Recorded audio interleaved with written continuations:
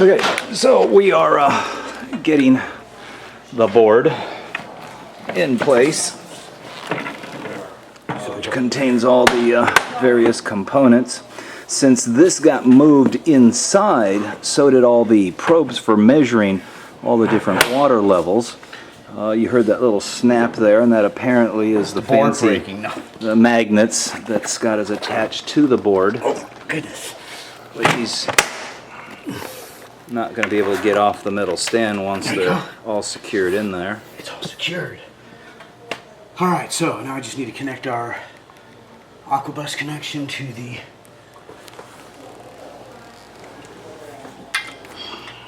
board here. And we're about ready to fire the system up.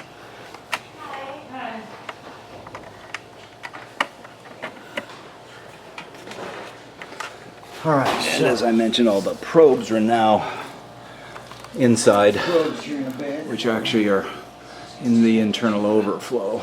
hip bone. Alright, I'm going to go fire up the power bars in the shed. Then I can fire this up and we can get into the land side of it.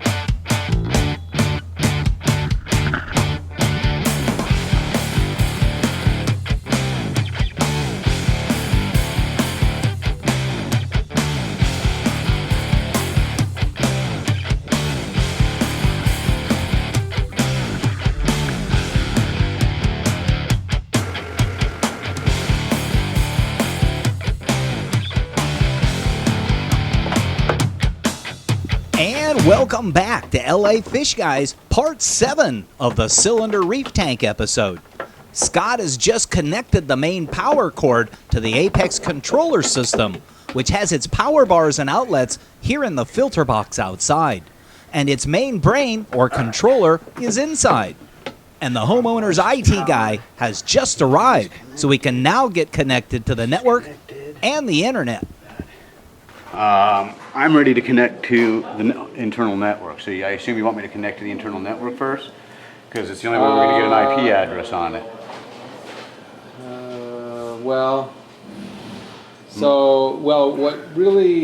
What we really need is the MAC address for this unit.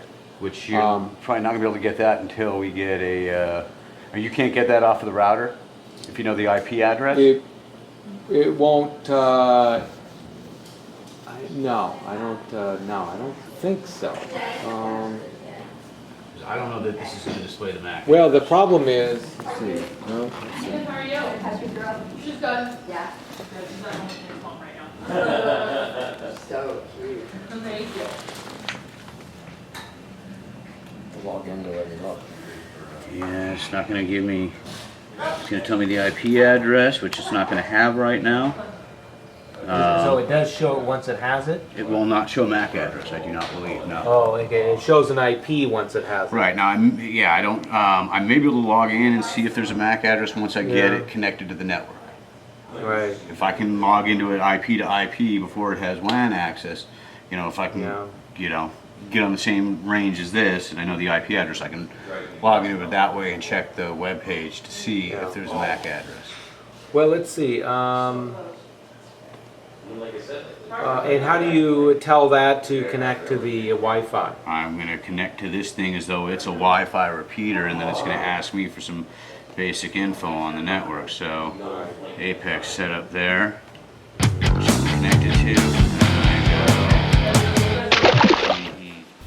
And so while Scott and the IT guy speak their own techie language, I think I'll unwrap and begin to set up the protein skimmer before the homeowner's house designer arrives. So I'm just about ready to put the protein skimmer in. I've been assembling it inside, and a situation arose that turned out to be extremely beneficial. I was introduced to the interior designer. Now, she has had conversations with the homeowner, and she had drawn out what she thought was going to be the cabinetry that would be around the base and around the canopy of the tank. And she had one door for access into the cabinet at the bottom, and she had no idea that the need for access into the top of the tank through the canopy was required. And so we kind of started talking, and she basically admitted that had she built what she had drawn, I would have been, quote, hating her. And I'm the guy that's going to have to be reaching into the tank, and I thought in my initial drawings I'd written access, access, access, exclamation point, would have been enough to indicate that I need to have access into the tank. So they've totally scrapped their original ideas, and we're going to have another meeting, not so much with the designer, but with the actual cabinet guy, because she herself doesn't really understand what it is I'm trying to suggest, and to a certain degree I shouldn't have to be the one to design the cabinetry, just tell them what it is I need, and you would think a cabinet maker would be able to interpret that and then build what's needed. But in this case, I'll have to meet directly with the cabinet guy and pretty much tell him how to build or how to design that stand, more so the canopy, because I need access into the top of that tank. Those Tunzes are way at the back, they're behind all that rock work. I've serviced the tank once already, and it's kind of awkward reaching down behind there, and that's with no canopy on top of the tank. Just imagine what it would be like if it became restricted with some bulky single door access into the top of the tank. So I'm glad that situation arose. I'm glad that we all were able to kind of come to the conclusion that we need to really, as a group, talk about it. And you may recall from a lot of other episodes prior to this that one of my biggest frustrations and issues is cabinet people totally not understanding what the needs are of the aquarium, in particular the aquarium guy. So we'll have that meeting at a later time, of which, by the way, we can't add any of the lights until the canopy is in place, so that'll require another trip itself. With all that said, it's time for me to put the protein skimmer in. It's an ATB brand protein skimmer. It's kind of a cone-shaped skimmer, so I'm going to install that here, and Scott's in the process of trying to get everything hooked up in the cabinet down below.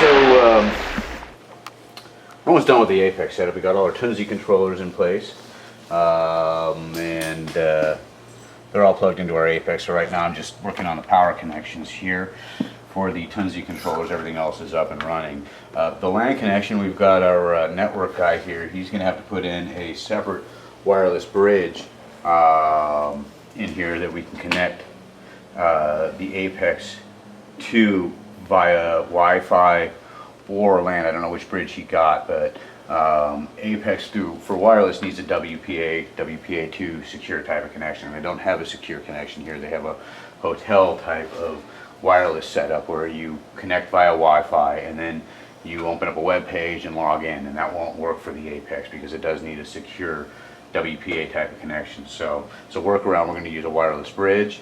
That, or he's going to set up a separate Wi-Fi gateway specific to the Apex. So we're waiting on our network professional to handle that, and then we'll get our Apex reconnected to the network. So I understood about half of that, but what I did hear, it's being worked on. Now, take note, never set up an Apex via Wi-Fi. It won't work, as we find out after the installation's completed. Okay, so the ATB protein skimmer is in position with its water pump down there. There are cutouts, there are lids for the reservoir, and there are cutouts to accommodate the protein skimmer. The hog algae scrubber is in position, and its air pump is down there. And I think it's time that we can maybe slide the new acrylic freshwater top-off reservoir into place. It's a custom-made 25-gallon acrylic reservoir that will hold the top-off reverse osmosis water.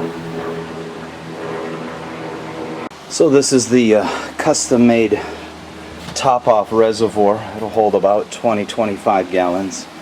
And it really maxes out the space inside there, which allows us to efficiently utilize all that space. So there will be a liter meter down at the bottom.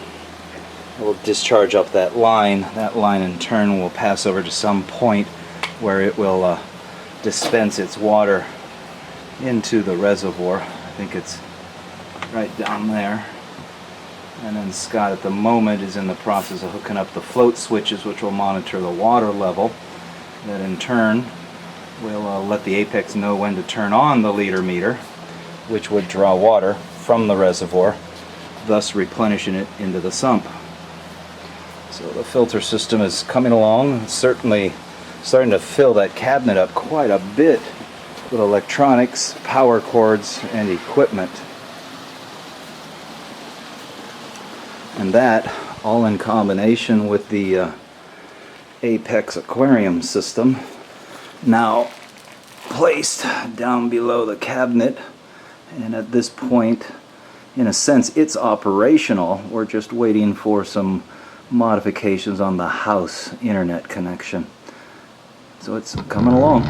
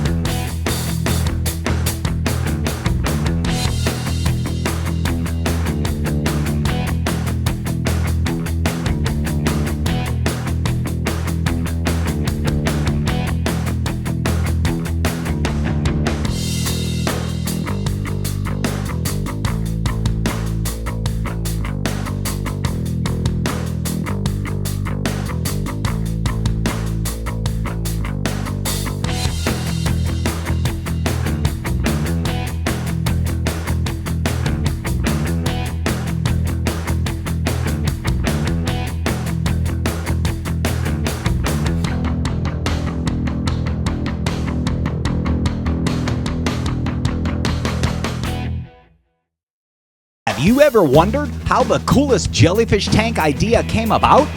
It all started with an idea, a simple drawing, and some cardboard. Originally, it was going to be hexagonal in shape and was assembled with painter's tape. Once it was put together, a handmade plastic version was built and then tested. It quickly became obvious the hex shape was too complex to cut and then assemble, so a simpler and more cost-effective version was redesigned.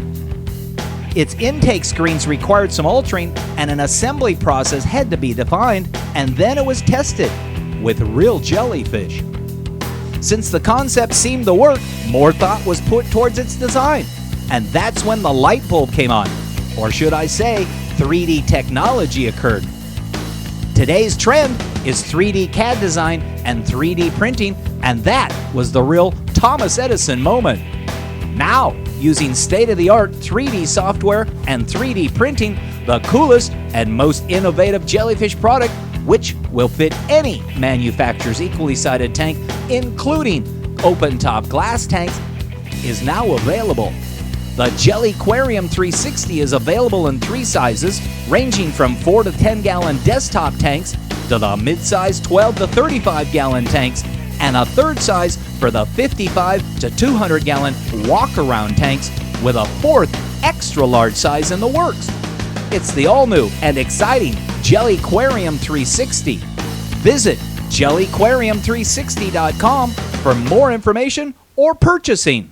When you think of Tunze products, you probably think of protein skimmers, internal pumps, and submersible filters. But did you know Tunze also offers water level controllers, reverse osmosis water purification systems, pH, temperature, and ORP instrumentation? Are you aware of Tunze's full line of various filter medias and LED lighting? Have you seen Tunze's updated line of turbelle pumps, the NanoStream, the Stream, and the MasterStream, along with their controllers? In addition to their wide product line, what Tunze in Germany wants you to also see is their technology, their quality, their craftsmanship, and in particular, their people and the pride that goes into every one of their products and its assembly. Tunze, high-tech aquarium ecology. Hi, Jim Stime here with Aquarium Design. I sure hope you're enjoying the show. Just a little inside information. When I met with the customer originally to discuss what it was she wanted, she told me she wanted a cylinder tank and she wanted a living coral reef. Well, I knew right away I needed to bring in my friend Cande to help out with that live rock sculpture. The second thing she said to me was, and I want the app on my phone. Well, I knew right there I needed to bring in my friend Scott Leaf and that we were going to be installing the Neptune Systems Apex Aquarium controller. Here's some information on their most updated version.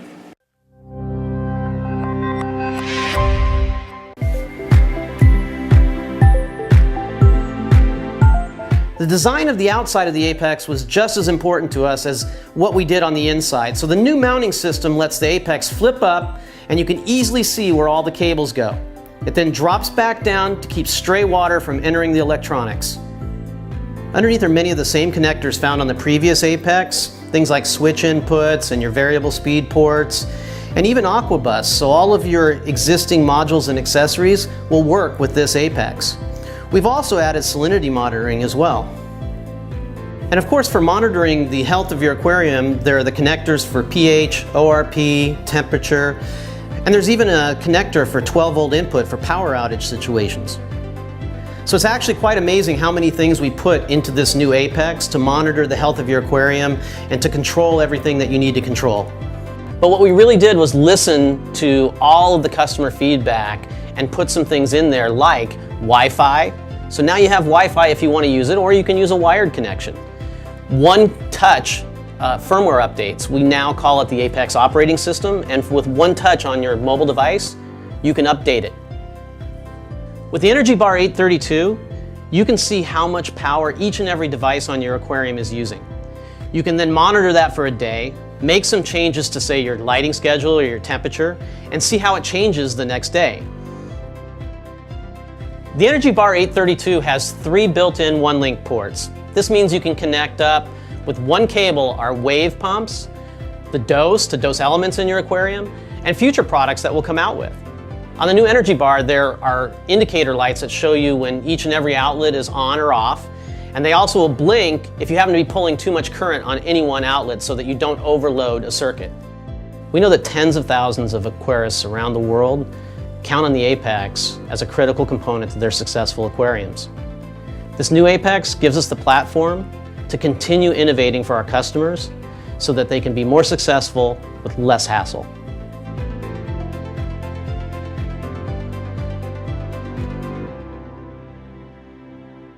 Okay, not DHCP, what's static?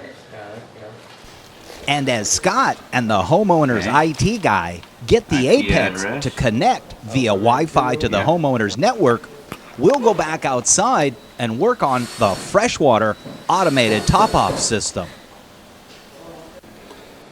So we've connected the liter meter and the lines that'll draw the water out of the sump I mean, out of the reservoir. And that in turn comes over to a line there on the inside of the sump. With the metering pump and line operational, I can now begin to fill up the top-off reservoir with reverse osmosis water. And you dump that other 5-gallon bucket of water. Okay, so We just got the chiller plugged in. One of the things I'm finding a little disconcerting is the tank wants to operate at 83 degrees by itself. So something is increasing its temperature. Possibly it's the summer weather.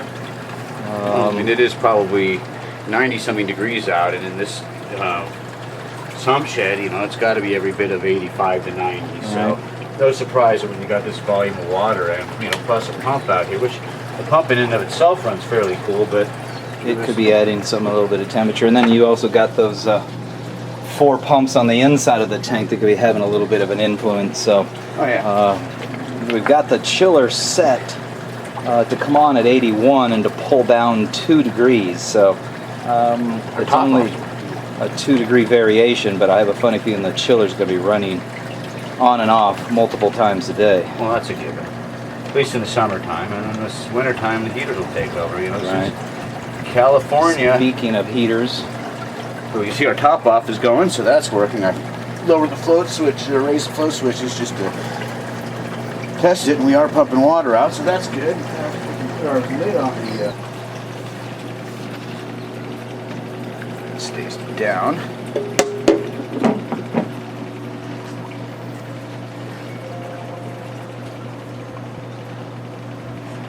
So the liter meter is drawing water out of the reservoir. And again, that pumps it down to that little fitting down there. You see the water coming in.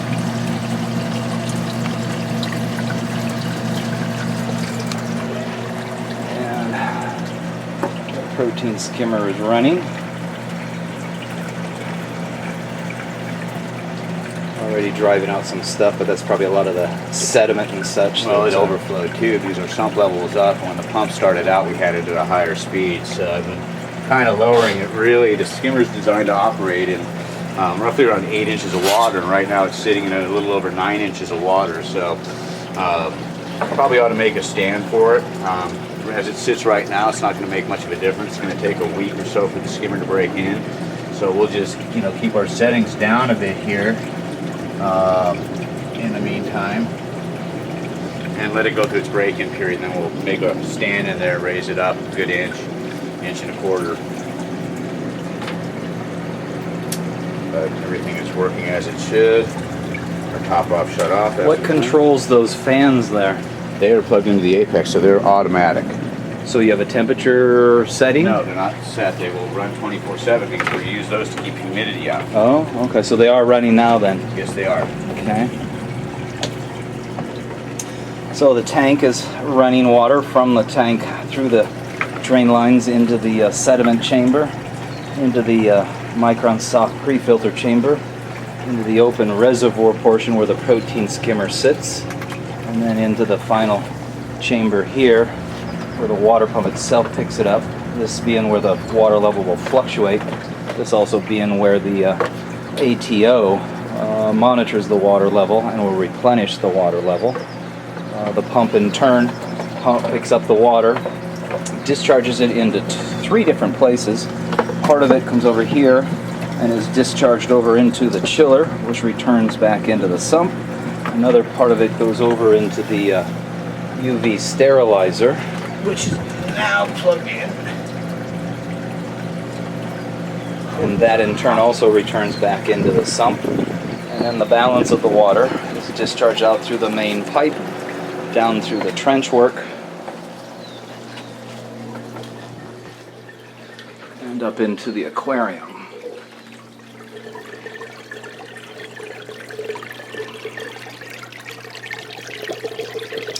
And that's where the modified Durzo is.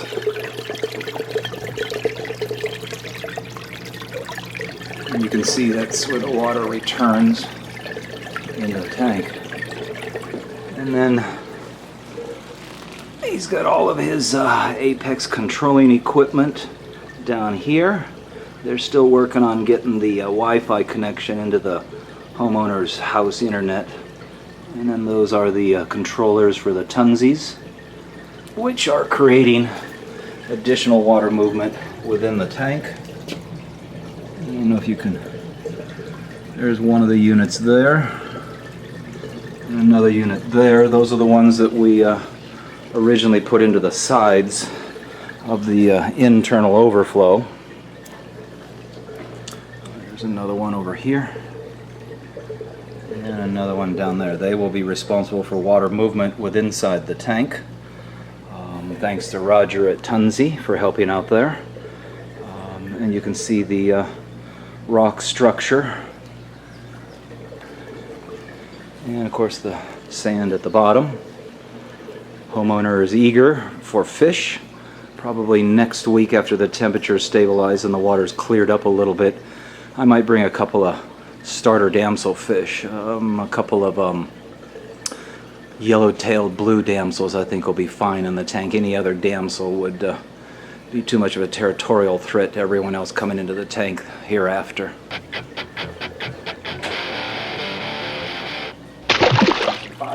So we have fussed around with the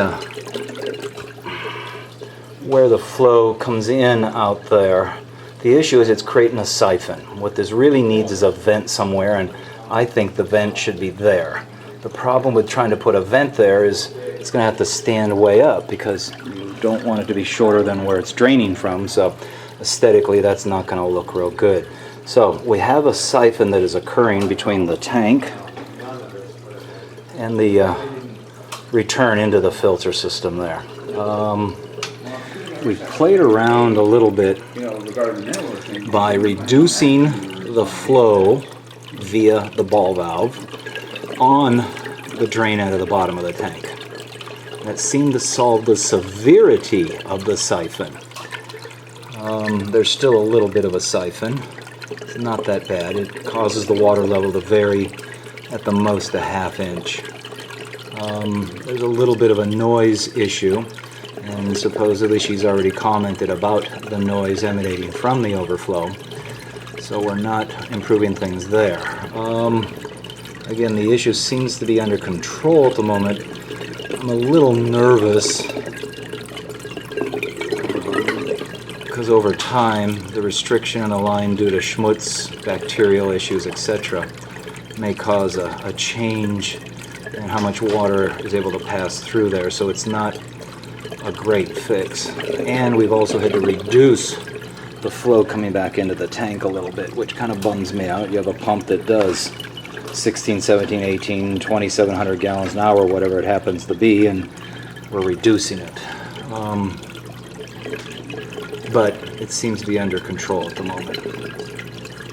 So, probably going to have to replace that Durzo somehow, and I'm not sure what we're going to do to solve it, but again, custom application, so everything takes a little bit of adaptation.